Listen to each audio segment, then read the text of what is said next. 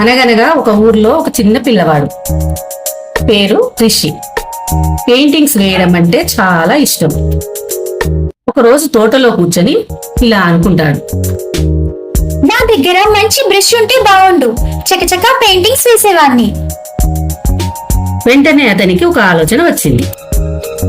తాతయ్య పెయింటర్ కదా, పైన స్టోర్ రూమ్ లోకి వెళ్తే మంచి బ్రష్ ఏదైనా దొరుకుతుందేమో.